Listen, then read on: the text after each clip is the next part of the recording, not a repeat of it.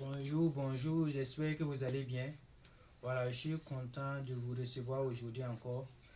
Et aujourd'hui, nous allons parler de l'incrédulité des chrétiens. Voilà, le manque de foi. Parce que l'incrédulité joue aujourd'hui dans la vie des chrétiens. Nous allons prendre exemple. Et quand un chrétien est incrédule, il n'arrive pas à faire des miracles.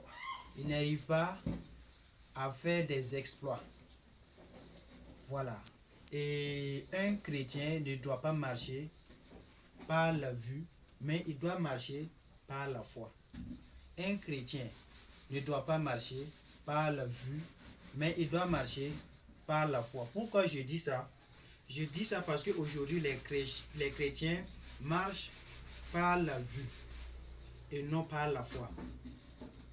Quand un chrétien s'en va pour prier pour un malade, voilà, le chrétien veut voir des manifestations pour pouvoir croire que le génie est parti, pour pouvoir croire que le malade est dépossédé. Or, c'est la foi. Peu importe ta minute, peu importe c'est combien de minutes que tu as pris pour prier, cela dépend de ta foi. Ok. Et avant de continuer, nous allons lire dans le livre de Corinthiens, 2 Corinthiens, le verset 5 à 7. 2 Corinthiens, le verset 5 à 7. 2 Corinthiens, le verset 2 Corinthiens 5, le verset 7. 2 Corinthiens 5, 7. Excusez-moi, 2 Corinthiens 5, 7. 2 Corinthiens 5, 7. Là-bas, il est dit, car nous marchons par la foi et non par la vue. Car nous marchons par la foi et non par la vue. C'est-à-dire, les chrétiens doivent marcher par la foi et non par la vue.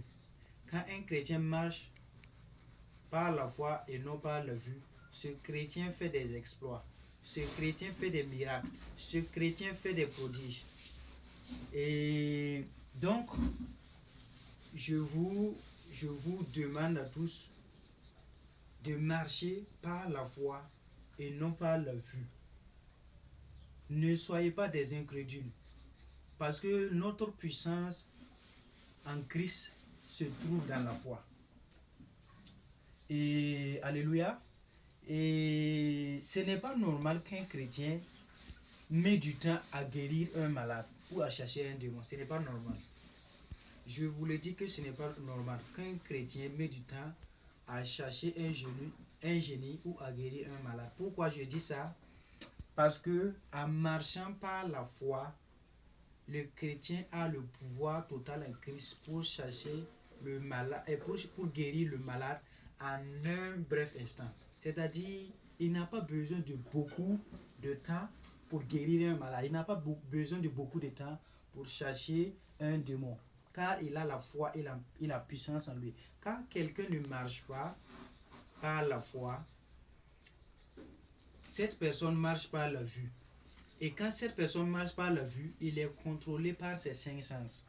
Et quels sont ces 5 sens? Ces 5 sens ce sont les yeux, les oreilles, la bouche, le nez et les 4 membres. Voilà. C'est-à-dire que quand un chrétien marche par la vue, il est dominé par les yeux. Quand tu es dominé par les yeux, quand tu pars pour prier pour un malade ou pour chercher un démon, tu veux voir, c'est-à-dire tu veux voir le démon se manifester sur la personne. Or, tu ne dois pas vouloir voir le démon qui va se manifester, mais tu dois vouloir, tu dois avoir la foi. C'est la foi que tu dois avoir. Et non, tu ne dois pas marcher avec tes yeux. C'est-à-dire, quand tu marches avec la vue, les yeux là, tes yeux, c'est-à-dire tu veux voir quelque chose se manifester sur le malade. Genre un tremblement, genre des cris. Tu veux voir ces choses se manifester avant que toi, tu ne sois d'accord que le malade est guéri. Deuxièmement, c'est les oreilles. Quand tu marches par la vue, tu veux entendre des sons, tu veux entendre des manifestations, en tout cas, tu veux entendre quelque chose sur le possédé Voilà, et tu veux, et comme ça, tu vas dire que ouais, la prière a marché. Ce n'est pas comme ça. Nous devons marcher par la foi. Troisièmement, la bouche. Tu veux que la bouche du malade dise quelque chose. Tu veux que la bouche du possédé dise quelque chose. Ce n'est pas forcément tous les démons qui parlent à travers les possédés. Ce n'est pas tous les démons. Tous les démons ne parlent pas à travers des possédés. Voilà. Quatrièmement, il y a le nez. Il y a des gens, quand ils prient, ils veulent sentir spirituellement avec le nez. Ils veulent sentir quelque chose. Ils veulent sentir quelque chose avant de dire que, vraiment, ça, voilà, la délivrance là, ça a été bien fait. La délivrance est accordée. Ils veulent sentir quelque chose. Et quatrièmement, les quatre membres. Il y a d'autres aussi, s'ils ne sentent pas des vibrations, s'ils ne sentent pas quelque chose dans leur membres, ils pensent que non, le malade n'est pas guéri. Or, ce n'est pas comme ça. Nous devons tous marcher par la foi. Quand tu as la foi, tu n'as pas besoin de remarquer ces choses-là. Quand quelqu'un marche par la vue, il est obligé de remarquer ces choses sur les malades ou bien sur les possédés pour conclure en lui-même que non, que le malade est guéri. Or, ce n'est pas comme ça. Et le malade peut trembler et puis ne pas guérir. Le malade peut crier et puis ne pas guérir. Et le possédé peut parler avec toi. Or, le génie qui le possède n'est pas guéri. Pourquoi? Parce qu'il est là et il regarde toi ta foi. C'est ta foi qui compte. Voilà, Jésus est le consommateur de notre foi. C'est la mesure de la foi qui est en toi, c'est la quantité de la foi qui est en toi que Jésus regarde pour t'exaucer. Alléluia. Amen. Nous allons prendre exemple dans Matthieu, le verset 17. Dans Matthieu chapitre 17 plutôt, le verset 19 à 21. Matthieu 17, le verset 19 à 21. Matthieu 17, verset 19 à 21. Matthieu 17, verset 19 à 21. Là-bas, il est dit que alors les disciples s'approchèrent de Jésus et lui dirent en particulier, pourquoi n'avons-nous pas pu chasser ce démon? C'est à cause de votre incrédulité, leur dit Jésus. Je vous le dis en vérité, si vous aviez de la foi comme un grain de sénévé, vous direz à cette montagne, transporte-toi d'ici là, et elle se transporterait. Rien ne vous serait impossible. Mais cette sorte de démon ne sort que par la prière et le jeûne.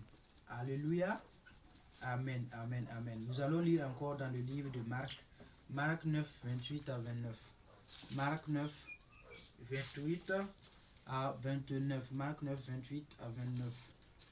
Là-bas, il est dit que quand Jésus fut entré dans la maison, les disciples lui demandaient en particulier, pourquoi n'avons-nous pu chasser cet esprit? Il leur dit, cette espèce-là ne peut sortir que par la prière. Amen, amen, amen. Quand vous remarquez, voilà, dans les deux versets, vous allez voir que ce sont les mêmes, voilà, ce sont les mêmes paroles, c'est le même truc. C'est-à-dire, voilà, et c'est-à-dire, c'est ce qui est dit dans Matthieu qu'on a reporté dans Marc. Voilà, c'est l'évangile selon Marc et l'évangile selon Matthieu. Voilà, mais c'est le même évangile. Et vous allez remarquer que Matthieu a dit, que dans Matthieu, il est dit que cette sorte de démon ne peut sortir que par la prière et le jeûne. Et dans le livre de Marc, il est dit que cette sorte de démon ne sort que par la prière. Amen. Alléluia. Voilà, il n'y a pas d'erreur. Voilà, dans la parole de Dieu, il n'y a pas d'erreur. Pourquoi il est dit dans le livre de Matthieu que cette sorte de démon ne peut sortir que par la prière et le jeûne? Il est dit là-bas comme ça, parce que, alléluia, il est dit là-bas comme ça, parce que Jésus parlait de l'incrédulité de ses disciples. C'est-à-dire, Jésus les avait donné du pouvoir pour chasser les démons. Jésus savait qu'ils avaient la capacité de chasser les démons. Mais pourquoi ils n'ont pas pu chasser le démon? Parce qu'ils étaient incrédules. Ils avaient de l'incrédulité en eux. Et c'est l'incrédulité qui les a poussés à ne pas pouvoir chasser le démon. Parce que le démon, quand un démon est dans une personne, ce démon-là regarde ta foi. Alléluia. C'est-à-dire, ils n'ont pas pu chasser le démon, non pas parce qu'ils n'étaient pas puissants, ils étaient puissants, mais ils étaient incrédules. Ils avaient de l'incrédulité, ils avaient des doutes. Voilà. Dans la foi, il ne doit pas y avoir de doute. Quand il y a des doutes, il n'y a pas de miracle.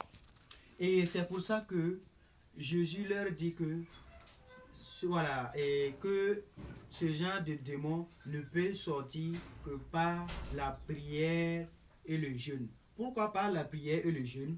Je vous explique. Puisque dans Marc, il est dit que c'est par la prière, et dans Matthieu, il est dit que c'est par la prière et le jeûne. Pourquoi il est dit dans Matthieu que c'est par par la prière et le jeûne? Tout simplement parce que les disciples, à cause de leur incrédulité, ils étaient obligés de gêner pour eux-mêmes. C'est-à-dire, ils ne devaient pas gêner pour le malade. Alléluia. Ils devaient gêner pour eux-mêmes pour enlever l'incrédulité qui était en eux. Est-ce que je me fais comprendre? Le jeûne, ce n'était pas pour le malade. Le jeûne, c'était pour eux. Ils devaient gêner pour enlever l'incrédulité qui se trouve en eux pour pouvoir guérir les malades. Alléluia. Voilà. Et c'est pour ça que le livre de Marc dit que c'est par la prière seulement. Oui, par la prière, on peut chasser ce démon. Mais quelqu'un est incrédule, il doit d'abord prier pour enlever, il doit d'abord gêner et prier pour enlever l'incrédulité qui se trouve en lui. Tu dois d'abord jeûner et prier pour enlever l'incrédulité qui se trouve en toi pour pouvoir avoir la capacité maintenant d'opérer avec la puissance de Jésus. Car Christ consomme la foi. Christ consomme la foi. Voilà. Alléluia. Amen, amen, amen, amen. Donc, c'est pour cela on dit que l'incrédulité n'est pas bon sur les chrétiens. Et je peux prendre exemple sur moi. Voilà, avant, quand moi je partais prier pour un malade ou bien pour un possédé, si moi je ne voyais pas le malade trembler, ou bien si moi je ne voyais pas le possédé trembler, moi je pensais que non, aujourd'hui là, moi je ne vais pas être exaucé. Et comme j'avais ce genre de mental dans ma tête, voilà, comme je raisonnais ainsi, un jour, voilà, je suis parti pour prier pour une personne. Et quand je suis parti, quand j'ai commencé à prier pour la personne, j'ai pris 1 heure, 2 heures, jusqu'à 2 heures et quelques. Voilà, le démon se manifeste, mais il ne veut pas sortir. Il se manifeste, mais il ne veut pas sortir. En temps, je ne comprenais pas. J'ai commencé à prier, jusqu'à mes reins me font mal. J'étais carrément fatigué. Voilà. Et je n'arrivais pas à comprendre. Voilà, je suis reparti. Et j'ai fait encore des jeûnes, des prières. Je ne savais pas ce qui se passait. Mais à la longue, voilà, un jour, j'ai arrivé à comprendre par l'Esprit de Dieu que dans la foi, voilà, tu ne dois pas marcher en Christ avec la vue. Tu dois marcher par la foi. C'est-à-dire, tu n'as pas besoin de prendre du temps pour prier pour un malade. La foi qui se trouve en toi là, la foi que tu as en Christ là, voilà, cette même foi qui est en toi là, tu dois utiliser ça puisque c'est la foi. C'est la foi qui va guérir le malade. C'est-à-dire, la foi qui se trouve en toi. Tu n'as pas besoin d'autre chose, c'est cette foi-là. Et un jour, je suis parti aussi, voilà, pour mettre à l'épreuve ce que le Saint-Esprit m'a dit. Voilà, je suis parti pour confirmer. Je dirais pour confirmer. Alléluia. Voilà, je dirais pour confirmer. Parce que je suis parti, voilà, on m'a dit qu'il y avait quelqu'un qui est malade. Et je suis arrivé, on m'a expliqué le problème. Et ma première parole que j'ai fait sortir de ma bouche, j'ai dit, Seigneur, merci pour avoir guéri, voilà, le malade. Sans même que je ne commence à prier, j'ai dit merci Seigneur pour avoir guéri le malade. Et alors que je n'avais même pas commencé à prier, mais il y a quelque chose qui était en moi qui me disait que non, voilà, cette parole va déjà, c'est-à-dire la parole va déjà ordonner à la maladie de quitter sur la personne. Enfin bref, quand j'ai fini de dire ça, je me suis levé, je dit par le nom puissant de Jésus, j'ai prié. Ça n'a pas dépassé 2 minutes. Je dis Seigneur, merci. Merci pour ta miséricorde. Merci pour ta bonté. Et j'ai dit c'est fini. J'ai dit c'est fini. La maladie est finie. Et quand je me suis levé, effectivement, le lendemain, on m'a appelé, on m'a dit que le malade est guéri. Alléluia. C'est-à-dire, et ce n'est pas à force de dire que on veut voir des manifestations, on veut voir quelque chose sur le malade se manifester. Non, c'est la foi. Nous devons marcher par la foi. Les chrétiens doivent marcher par la foi et non par la vue. Alléluia. Voilà. Et je vais vous donner voilà, un cheminement voilà, pour vous aider, voilà, pour vous aider dans les prières de guérison. Premièrement, voilà, pour chercher un démon, vous devez fixer voilà, le possédé. Vous devez fixer le possédé dans les yeux. Alléluia. Je dis premièrement, vous devez fixer le possédé dans les yeux. Ça, c'est premièrement. Deuxièmement, vous devez commander, ordonner sévèrement au démon de quitter la personne. Alléluia. Ça, c'est la deuxième. Voilà, c'est la deuxième voilà, chose à faire. Et ensuite, la foi.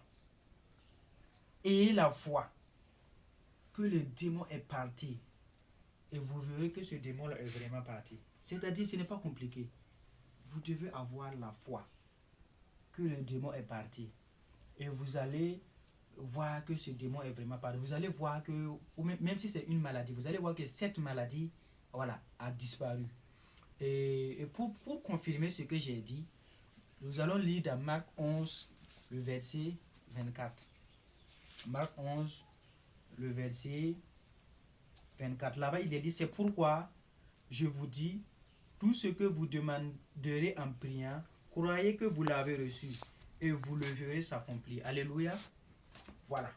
Donc, ce n'est pas moi qui le dis, même la parole de Dieu parle de ça. Nous devons avoir la foi. Nous devons avoir une foi ferme. Voilà, nous ne devons pas avoir des doutes quand nous prions. Surtout quand nous prions pour les malades. Voilà. Et pour les posséder. Nous ne devons pas avoir de doutes. Nous devons avoir une pleine assurance. Voilà, c'est ce que j'avais. C'est ce que le Saint-Esprit m'avait donné comme enseignement pour vous aujourd'hui. Voilà. Et pour finir, j'aimerais vous demander de jeûner et de prier pour enlever l'incrédulité qui se trouve en vous. Parce que sans enlever l'incrédulité qui se trouve en vous, il est impossible il est impossible de faire des miracles, il est impossible de faire des prodiges, il est impossible de guérir. Donc, nous devons jeûner, comme Christ a dit à ses disciples, nous devons jeûner pour enlever l'incrédulité qui se trouve en nous et pour pouvoir opérer maintenant par la foi. Un vrai chrétien, je le répète encore, ne doit pas marcher par la vue, mais il doit marcher par la foi. Alléluia. Je vous remercie. Que Dieu vous bénisse. Amen.